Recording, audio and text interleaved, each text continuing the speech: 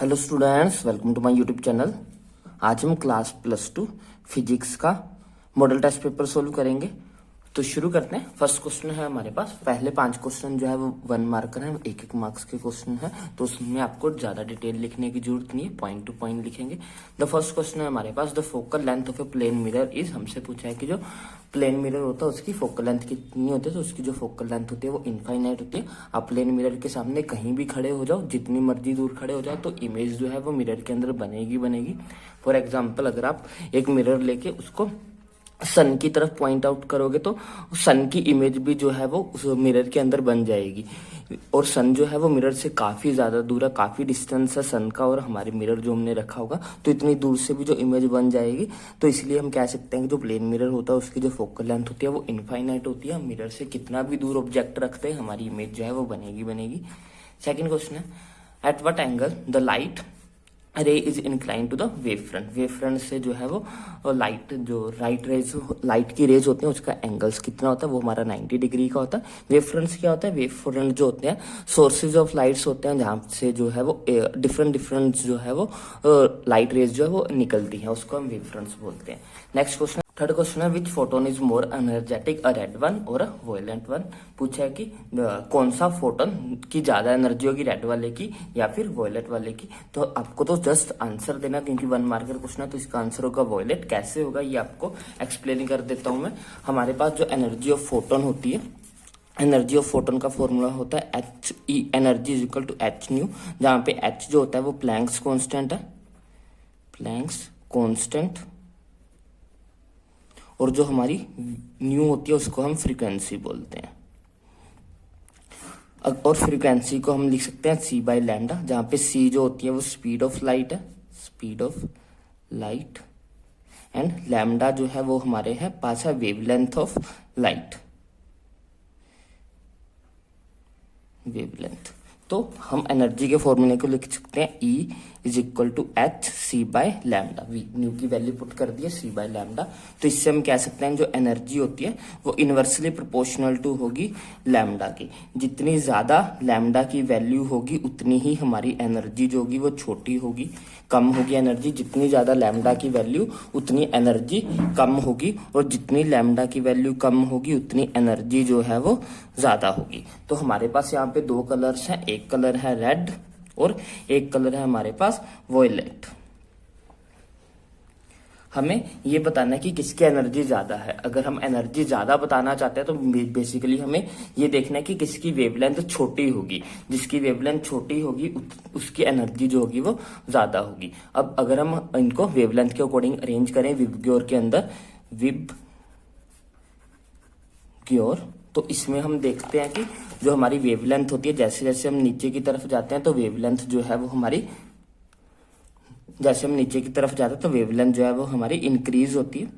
Means की violet colour की जो वेवलेंथ होगी वो सबसे कम होगी, और जो हमारा रेड कलर होगी उसकी सबसे ग्रेटर होगी, सबसे ज्यादा होगी उसकी वेवलेंथ।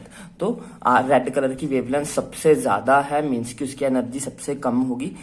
वॉयलेट कलर की सबसे कम है, इसलिए उसकी एनर्जी सबसे ज्यादा होगी। इसलिए हम कह सकते हैं कि जो हमारा रेड और वॉयलेट है उसमें से जो हमारा वॉयलेट कलर है उसकी जो एनर्जी होगी वो ज्यादा होगी, क्योंकि उसकी वेवलेंथ जो है वो छोटी है। जितनी छोटी वेवलेंथ उतनी ज्यादा एनर्जी। आपको इतना एक्सप्लेन नहीं करना है क्योंकि 1 मार्कर का क्वेश्चन है, आपको जस्ट आंसर में वॉयलेट कलर लिखना है, उसकी जो एनर्जी होगी वो ज्यादा होगी। नेक्स्ट है हमारे पास, name of the series of hydrogen atom which lies in the visible region. Visible region में कौन सी जो सीरीज है वो लाई करती है, तो विजिबल सीरीज में हमारी बाल्मर जो है वो लाई करती है। लेमन जो होती है वो यूवी में होती है। पहली सीरीज हमारी लेमन सीरीज है। लेमन सीरीज जो है वो अल्ट्रावायलेट रेडिएशन में है, और जो हमारी बाल्मर है वो हमारी विजिबल में है। और हमारी जो बाल्मर के बाद पीफंड और पाशन है वो हमारी आईआर रीजन में आती है, वो हमारी इंफ्रारेड रेडिएशंस में आती है। नेक्स्ट क्वेश्चन है हमारे पास, what is the Fermi energy level. Fermi energy level होता है कि हमारे पास 2 तरह के बैंड होते हैं, एक हमारा वैलेंस बैंड और एक कंडक्शन बैंड। जो हमारे एनर्जी बैंड्स हैं वो 2 तरह के होते हैं, एक वैलेंस बैंड और एक हमारा कंडक्शन बैंड होता है। फर्मी एनर्जी लेवल उनके बीच में कहीं पे होता है। फर्मी एनर्जी लेवल है क्या? एक ऐसा एनर्जी बैंड जिसमें हाईएस्ट एनर्जी बैंड जिसमें जो इलेक्ट्रॉन है वो जंप कर सकता है 0 केल्विन टेम्परेचर के अंदर, उसको हम बोलते हैं कि वो फर्मी एनर्जी लेवल है। in an energy band, the highest energy level occupied by the electron at the 0 Kelvin is called the Fermi level, and its energy is called the Fermi energy. Energy band के अंदर highest level जहां तक एक electron 0 kelvin temperature पे जा सकता है उसको हम बोलेंगे कि वो उसका फर्मी एनर्जी लेवल है, और उस एनर्जी, उस कोरस्पॉन्डिंग एनर्जी को हम बोलते हैं फर्मी एनर्जी। क्योंकि हमारे पास जो यहाँ पे नीचे जो होता है वो वैलेंस बैंड होता है, यहाँ पे हमारे पास कंडक्शन बैंड होता है, इनके बीच में कहीं पे हमारे पास फर्मी एनर्जी लेवल होगा जहां पे इलेक्ट्रॉन जो है वो 0 केल्विन टेम्परेचर के अंदर जो है वहां तक जंप कर सकता है, उसके ऊपर वो नहीं जा सकता। ऊपर जाने के लिए हमें उसको टेम्परेचर प्रोवाइड करना पड़ेगा, फिर वो ऊपर जंप करेगा।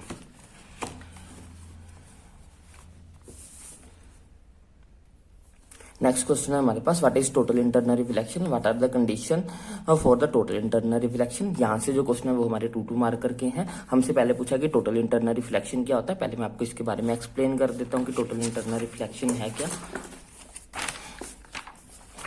टोटल इंटरनल रिफ्लेक्शन हमेशा जो है डेंसर से रेयरर मीडियम की तरफ होती है। जब भी हमारी लाइट रेज डेंसर से रेयरर की तरफ जाएगी तभी जो है हमारी टोटल इंटरनल रिफ्लेक्शन होता है। इसकी कंडीशन है कि हमारी जो लाइट रेज है वो हमेशा डेंसर से रेयरर की तरफ ही मूव करनी चाहिए। तो मान लेते हैं कि हमारे पास यहाँ पे डेंसर मीडियम है और यहाँ पे हमारा रेयरर मीडियम है। लाइट रेज को डेंसर से रेयरर में जाना मीन्स कि इधर से इस तरफ आएगी, और हमें पता है कि जब भी कोई लाइट रेज डेंसर से रेयरर की तरफ जाती है तो वो नॉर्मल से दूर जाती है। रेयरर से डेंसर में आती है तो नॉर्मल की तरफ मुड़ती है, और जब डेंसर से रेयरर में जाती है तो नॉर्मल से दूर भागती है। मीन्स कि ये कुछ ऐसे बेंड हो जाएगी। अगर हम ऐसे इस एंगल को बढ़ाते चले जाएं, यहाँ पे हमारा नॉर्मल है, इस एंगल को बड़ा कर रहा हूँ, यहाँ पे एंगल ऑफ इंसिडेंस है, और तो जिसके कारण ये क्या होगा, ये ऐसे बेंड होती चली जाएगी। जितना हम एंगल आई को बढ़ाएंगे उतना ये आर जो है वो छोटा होता चला जाएगा। अगर मैं इसको ज्यादा बढ़ा दूं, किसी एक लेवल तक ले जाऊं कि वो ऐसे बिल्कुल यहाँ से बेंड होके बिल्कुल इसी प्लेन पे सीधी आ जाए, तो इस जो एंगल होता है इस एंगल आई को हम बोलते हैं, यहाँ पे एंगल आई जो है वो एंगल सी बन जाता है, जिसको हम क्रिटिकल एंगल बोलते हैं।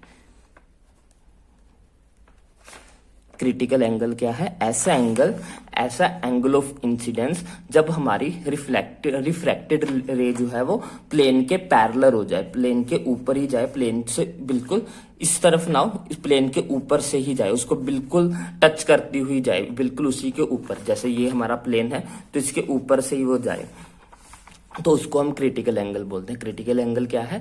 ऐसा एंगल ऑफ इंसिडेंस जब हमारी रिफ्लेक्टेड रे जो होगी वो हमारे जो प्लेन होगा, प्लेन के बिल्कुल ऊपर से उसको टच करती हुई जाएगी, उस एंगल को हम बोलते हैं क्रिटिकल एंगल। अगर हमारा angle of incidence critical angle से ज्यादा हो जाए, अगर मैं इसको थोड़ा और यहाँ से कर दूं, क्रिटिकल एंगल से बड़ा कर दूं, तो हमारी जो रे है वो वापिस उसी तरफ आ जाएगी जिस तरफ हम पहले थे, मीन्स की वापिस डेंसर में ही आ जाएगी, वो रेयरर में जाएगी नहीं, वो वापिस डेंसर में आ जाएगी। इस कंडीशन को हम बोलते हैं टोटल इंटरनल रिफ्लेक्शन। ये रिफ्रैक्शन नहीं होती, ये रिफ्लेक्शन हो जाती है। जिस प्लेन में लाइट थी पहले उसी में दोबारा आ गई, वापस दूसरी तरफ गई नहीं, तो इस प्रोसेस को हम बोलते हैं टोटल इंटरनल रिफ्लेक्शन। लाइट जो है वो पूरी की पूरी वापिस आ गई, वो रिफ्लेक्ट नहीं हुई, वो रिफ्रैक्ट नहीं हुई, रिफ्लेक्ट हो गई है। तो क्या है टोटल इंटरनल रिफ्लेक्शन की definition? The phenomena of reflection of light when a ray of light traveling from denser to rarer medium, जब लाइट डेंसर से रेयर मीडियम की जाए, after strike the boundary at an angle greater than the critical angle, जब जो angle of incidence जो होता है वो क्रिटिकल एंगल से बड़ा हो जाता है, तो लाइट जो है वो वापिस उसी प्लेन में वापिस आ जाती है, उसी मीडियम में वापिस रिफ्लेक्ट हो जाती है। इस प्रोसेस को हम टोटल इंटरनल रिफ्लेक्शन बोलते हैं। साथ में इन्होंने कंडीशंस पूछी थी कि क्या क्या कंडीशन है। सबसे पहली कंडीशन तो यही है कि जो लाइट को जो है वो डेंसर से रेयर की तरफ जाना है, the light must travel from denser to rare medium. ये कंडीशन जो है वो श्योर है कि ये होना ही चाहिए। अगर रेयर से डेंसर में जाएगी तब ऐसा नहीं होता, तब उस केस में ये नहीं होगा, क्योंकि उस रीजन में क्या होता है, हमारा जो डायग्राम है वो उल्टा बनेगा, तब हमारी इधर अगर रेयरर है और इधर हमारा डेंसर है, और हमें पता है जब लाइट डेंसर से रेयरर की तरफ जाती है तो टुवार्ड्स द मीडियम आएगी, टुवार्ड्स द नॉर्मल आएगी, जिसके कारण ये लाइट उस तरफ नहीं जा पाएगी, ये इस तरफ ही आएगी। इसलिए ये प्रोसेस जो है वो उस केस में पॉसिबल होता ही नहीं है। तो पहली कंडीशन तो यही है कि जो लाइट है उसको डेंसर से रेयरर में जाना होगा। और दूसरी कंडीशन ये है कि जो एंगल ऑफ इंसिडेंस है वो क्रिटिकल एंगल से बड़ा होना चाहिए। अगर क्रिटिकल एंगल के बराबर भी होगा तो भी वो उस प्लेन को टच करते हुए निकल जाएगी, वापिस वहां नहीं आएगी। तो उसको एंगल ऑफ इंसिडेंस को क्रिटिकल एंगल से बड़ा होना पड़ेगा, तभी जो है वो लाइट वापिस उसी प्लेन में आएगी। तो ये दो कंडीशन है। पहली कंडीशन है कि लाइट को डेंसर से रेयरर मीडियम में जाना है, और दूसरी कंडीशन है कि उसका जो एंगल ऑफ इंसिडेंस है वो हमेशा क्रिटिकल एंगल से बड़ा होना चाहिए। सेकंड हमारे पास इसका जो चॉइस वाला क्वेश्चन था वो हमारे पास एक न्यूमेरिकल है। कहा गया है कि if the two slits in the Young's double slit experiment have the intensity ratio 16:1, calculate the ratio of intensity of the maxima and the minimum in the interference pattern। जो हमारे पास मैक्सिमम मिनिमम होता है, अगर हम I maximum निकालना चाहते हैं उनकी रेशियो आई मिनिमम के साथ, तो वो a प्लस बी का स्क्वायर होती है और a माइनस बी का स्क्वायर होता है। और हमारे पास जो इंटेंसिटीज की रेशियो होती है वो हमारे पास I1 I2, ये इंटेंसिटीज की जो रेशियो होती है वो a square by b square होती है। हमारे पास रेशियोज गिवन है 16/1 और इंटेंसिटीज की रेशियो हमारे पास a square by b square होती है। और हमने इसको 16/1 के इक्वल रखा, दोनों तरफ जो है वो स्क्वायर इधर आके रूट बन गया। तो हमारे पास a और b की वैल्यू जो है वो 4 और 1 आ गई। a की वैल्यू 4 भरेंगे, b की वैल्यू 1 पुट की, 4 + 1 5, 5 का स्क्वायर 25, 4 - 1 करेंगे 3 का स्क्वायर 9। तो जो रेशियो मैक्सिमम मिनिमा की हमारे पास आ गई 25/9। नेक्स्ट हमारे पास क्या है, 7th question, what is photo electric effect, state it's law. हमें बताना है कि फोटो इलेक्ट्रिक इफेक्ट क्या होता है। फोटो इलेक्ट्रिक इफेक्ट क्या होता है, ये एक ऐसा मेथड है जिसमें हम किसी मेटल के ऊपर किसी फ्रीक्वेंसी की जो है वो लाइट को स्ट्राइक करवाते हैं। उस लाइट की एनर्जी के कारण वहां से जो है वो फोटोन्स, इलेक्ट्रॉन जो है वो निकलने शुरू हो जाते हैं मेटल के सरफेस को। उस सरफेस, मेटल के सरफेस में से इलेक्ट्रॉन जो है वो बाहर निकलने शुरू हो जाते हैं। इस प्रोसेस को हम फोटो इलेक्ट्रिक इफेक्ट बोलते हैं। Photo electric effect is the method of emission of electron from the surface of metal when the light radiation of suitable frequency fall on them। Photoelectric effect एक ऐसा effect है जिसमें metal के surface में से electron जो है वो बाहर निकलने शुरू हो जाते हैं जब हम उस मेटल को किसी सुटेबल फ्रीक्वेंसी की रेडिएशन के साथ स्ट्राइक करवाते हैं। सुटेबल फ्रीक्वेंसी लिखना बहुत जरूरी है। सभी फ्रीक्वेंसीज पे सभी मेटल्स में से जो है वो इलेक्ट्रॉन एमिट नहीं होते। मिनिमम थ्रेशोल्ड फ्रीक्वेंसी होती है, मिनिमम फ्रीक्वेंसी की रिक्वायरमेंट होती है किसी भी मेटल में से, हर मेटल में से जो है वो इलेक्ट्रॉन को बाहर निकालने के लिए। और हर मेटल के लिए जो थ्रेशोल्ड फ्रीक्वेंसी होती है वो अलग अलग होती है। और अगर हम उस थ्रेशोल्ड फ्रीक्वेंसी के बराबर या उससे ज्यादा फ्रीक्वेंसी की लाइट उस पर डाल रहे हैं तो उसमें से जो है वो इलेक्ट्रॉन निकलेगा बाहर। अगर हम नहीं डाल रहे, उससे कम डाल रहे हैं, हम जो लाइट डाल रहे हैं उसकी फ्रीक्वेंसी अगर कम है तो उसमें से जो है वो इलेक्ट्रॉन एमिट नहीं होगा, उसमें से जो है वो इलेक्ट्रॉन नहीं निकलेगा। तो डेफिनेशन क्या है फोटो इलेक्ट्रिक इफेक्ट की, photo electric effect is a method of emission of electron from the surface of metal when the light radiation of suitable frequency fall on the atom. जब हम किसी metal surface के ऊपर किसी suitable frequency की radiation को strike करवाते हैं तो उसमें से जो इलेक्ट्रॉन्स है वो बाहर निकलने शुरू हो जाते हैं। The electrons emitted are called the photo electron. और जो ऐसे इलेक्ट्रॉन निकलता है उसको हम फोटो इलेक्ट्रॉन बोलते हैं। और जो करंट पैदा होता है the current so produce is called the photo electric current. उस करंट को हम फोटो इलेक्ट्रिक करंट बोलते हैं। Laws of reflecting photo electric effect क्या है, पहले तो है लॉज ऑफ इंटेंसिटी। किसी भी मेटल में से कितने ज्यादा इलेक्ट्रॉन निकलेंगे ये इस बात पे डिपेंड करते हैं कि हम उसकी लाइट की इंटेंसिटी कितनी है। अगर जितनी ज्यादा इंटेंसिटी डालेंगे उतने ज्यादा इलेक्ट्रॉन्स निकलेंगे, जितनी कम इंटेंसिटी डालेंगे उतनी कम जो इलेक्ट्रॉन्स है वो निकलेंगे। सेकेंड है फ्रीक्वेंसी, लॉज ऑफ फ्रीक्वेंसी। तो हमें मिनिमम एक फिक्स फ्रीक्वेंसी वाली रेडिएशन किसी मेटल पे डालनी पड़ेगी। कम उस फ्रीक्वेंसी से कम की अगर हम डालेंगे तो इलेक्ट्रॉन जो है वो नहीं निकलेगा। मींस कि हमें थ्रेशोल्ड फ्रीक्वेंसी के बराबर या फिर उससे ज्यादा फ्रीक्वेंसी वाली रेडिएशन ही यूज करनी पड़ेगी। अगर हम उससे कम यूज करेंगे तो जो इलेक्ट्रॉन है वो नहीं निकलेगा और फोटो इलेक्ट्रॉन जो है वो फोटो इलेक्ट्रिक इफेक्ट जो है वो होगा नहीं। नेक्स्ट है हमारे पास why are the de Broglie waves with moving football are not visible. पूछ रहे हैं कि जो फुटबॉल है, मूविंग फुटबॉल होती है, उसकी जो डी ब्रोगली वेव्स हैं वो हमें नजर क्यों नहीं आती हैं, उसकी जो वेव्स है वो हमें नजर क्यों नहीं आती है, वो पूछ रहे हैं। तो इसको हमने ड्राइव करके देखना है।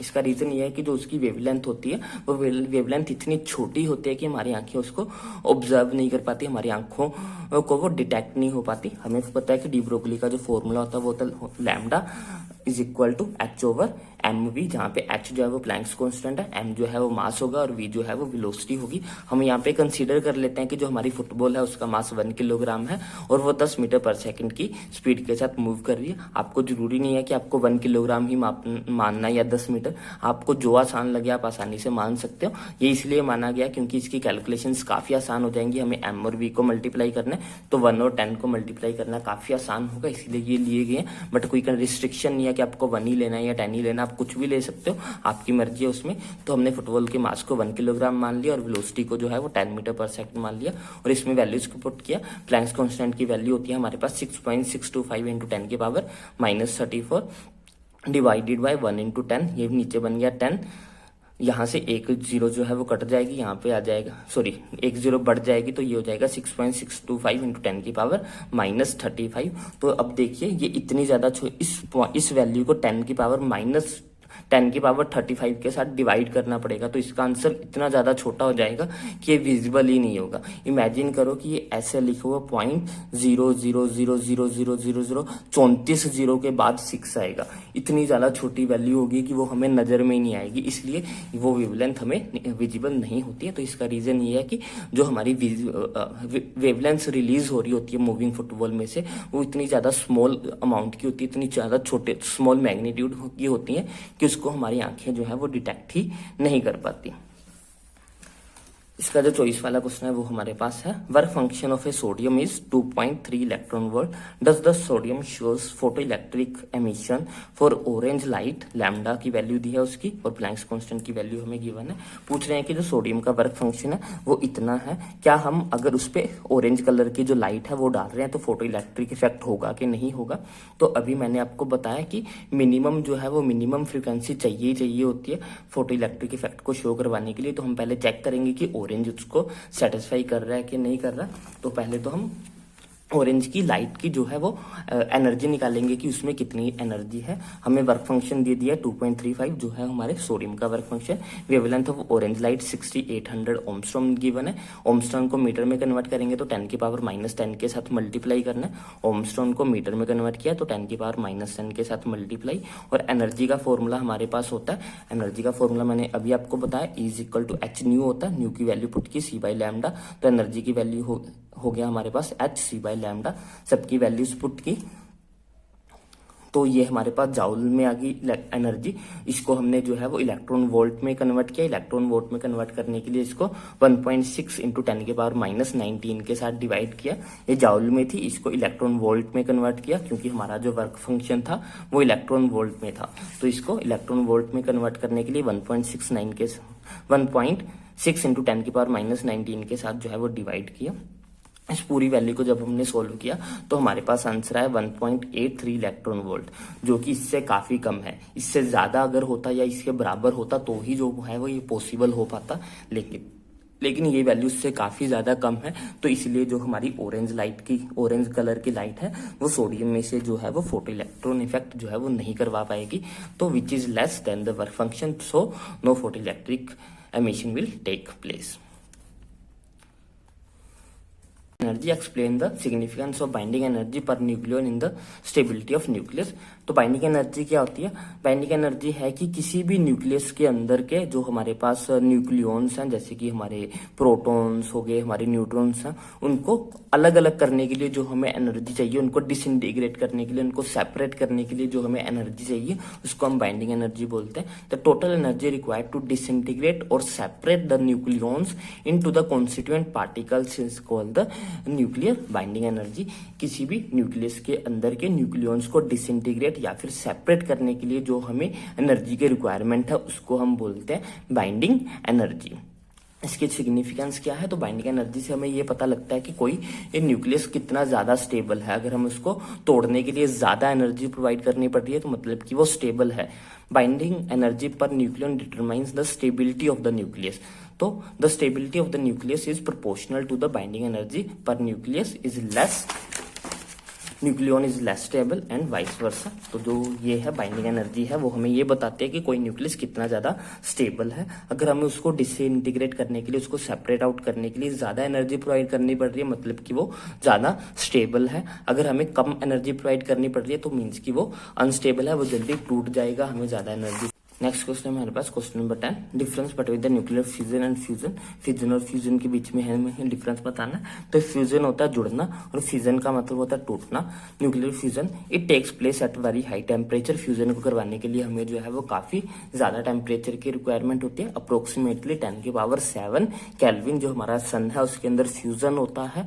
और fusion it takes at ordinary temperature. Fusion जो है वो ऑर्डिनरी टेम्परेचर पे हो सकता है। फ्यूजन के अंदर 2 और more lighter nuclei fuse together to form a heavy nucleus. इसमें जो है वो 2 या 2 से ज्यादा छोटे न्यूक्लियाई जो है वो आपस में जुड़ जाते हैं और जुड़ के एक हैवी न्यूक्लियस बनाते हैं। और फ्यूजन के अंदर heavy nucleus breaks up into the 2 nuclei of nearly equal masses. इसमें जो है वो एक बड़ा हैवी न्यूक्लियस जो है वो टूट के 2 या 2 से ज्यादा जो है वो न्यूक्लियाई बनाता है। Fuel is to be use is quite cheap and available in plenty. इसमें जो फ्यूल होता है वो काफी सस्ता होता है, वो हर जगह पे अवेलेबल है, जैसे कि हमारा हाइड्रोजन और या फिर helium. Fuel to be use is very costly. इसमें जो फ्यूल यूज होता है वो जो है वो काफी कॉस्टली होता है, वो आसानी से मिलता नहीं है, जैसे कि यूरेनियम हो गया, रेडियम हो गया, ये सारी चीजें जो है वो, प्लूटोनियम हो गया, ये सारी चीजें जो है वो हमें जल्दी आसानी से नहीं मिलती हैं और ये काफी कॉस्टली भी होती है। It is use to produce hydrogen bomb. इससे जो है वो हाइड्रोजन बम बनाया जा सकता है। It is use to produce electricity and the atom bomb. इसमें जो है वो हम इलेक्ट्रिसिटी प्रोड्यूस करने के लिए इसको बनाते हैं, यूज करते हैं, या फिर हम इससे एटम बम जो है बना सकते हैं। इससे हाइड्रोजन बम बनता है फ्यूजन से, और फ्यूजन से जो है वो एटॉमिक बम बनता है। This reaction can not be control. Fusion को हम कंट्रोल नहीं कर सकते हैं, लेकिन फ्यूजन को हम आसानी से कंट्रोल कर सकते हैं। हमारे जो न्यूक्लियर प्लांट है उसके अंदर हम इसको कंट्रोल करके ही जो है वो यूज करते हैं। इसमें जो है वो काफी ज्यादा क्वांटिटी में एनर्जी निकलती है। इसमें जो एनर्जी निकलती है वो ज्यादा नहीं होती है इसके कंपैरिजन में, फ्यूजन के कंपैरिजन में जो है वो इसमें कम क्वांटिटी में एनर्जी की रिलीज होती है। नेक्स्ट क्वेश्चन है हमारे पास, select the pairs of isotopes and isotones from the following.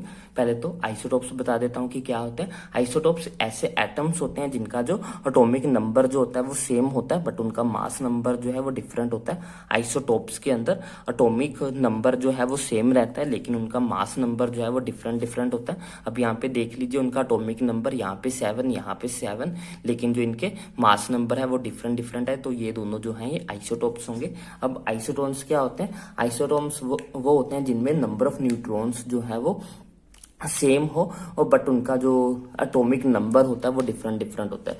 Number of neutron same होने चाहिए, लेकिन उनका एटॉमिक नंबर जो है वो डिफरेंट होता है। जैसे कि यहाँ पे हमारे कार्बन 14 और ऑक्सीजन, यहाँ पे अगर हम माइनस करेंगे 14 में से 6 माइनस करेंगे तो हमारे पास 8 आएगा। 16 में से 8 माइनस करेंगे तो भी 8 आएगा। मीन्स कि इनमें नंबर ऑफ न्यूट्रॉन्स जो है वो सेम है, लेकिन उनके एटॉमिक नंबर और मास नंबर जो है वो डिफरेंट है। तो ये दोनों जो हो जाएंगे वो आइसोटोन्स हो जाएंगे, ये दोनों जो है ये आइसोटोप्स हो जाएंगे। आइसोटोप में जो है वो हमारा atomic number same, mass number different. इसमें एटॉमिक नंबर, उसमें जो है एटॉमिक नंबर और एटॉमिक मास दोनों डिफरेंट होते हैं, लेकिन इसमें नंबर ऑफ न्यूट्रॉन्स जो होते हैं वो सेम होते हैं आइसोटोन्स के अंदर।